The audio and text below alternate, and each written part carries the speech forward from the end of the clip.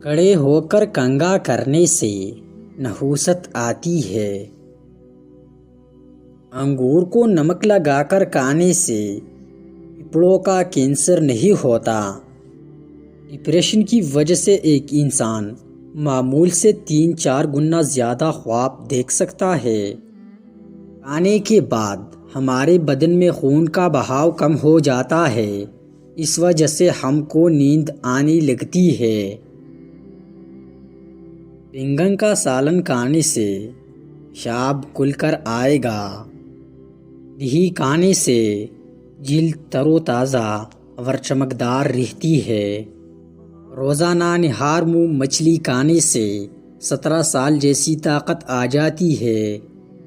باجری کی روٹی کھاؤ، جوانی واپس لوٹ آئے گی۔ کھڑے ہو کر کھانے سے رزق تنگ ہو جاتا ہے۔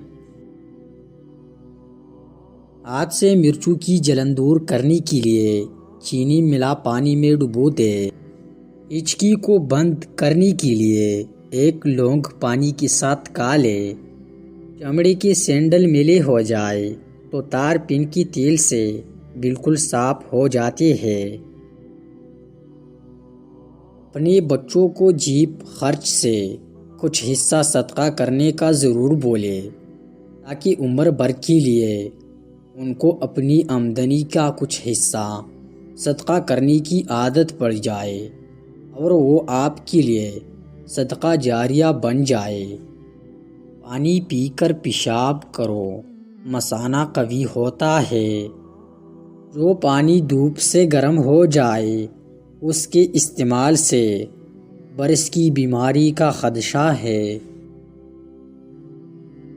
چہرے کے جھریوں کو ختم کرنے کے لیے لیموں کے رس کو چہرے پر لگا دے۔ تقریباً آدھے گھنٹے تک چہرے کو دھو لے۔ لیموں پر نمک لگا کر چکناہٹ والے برتن پر رگڑ دو، چکناہٹ دور ہو جاتی ہے۔ جو بندہ زیادہ پیدل سفر کرتا ہو اس کے ہاتھ جڑوے بچے پیدا ہوتے ہیں۔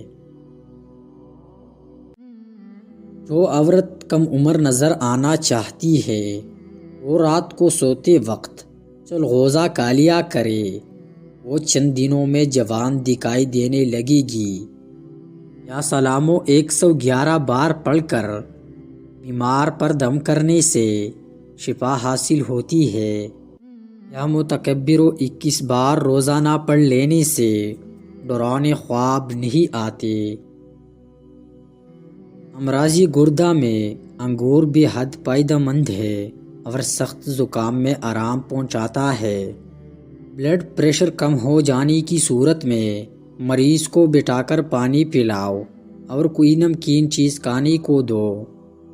مچھلی کا تیل استعمال کرنے سے سانس کی تکلیف دور ہوگی۔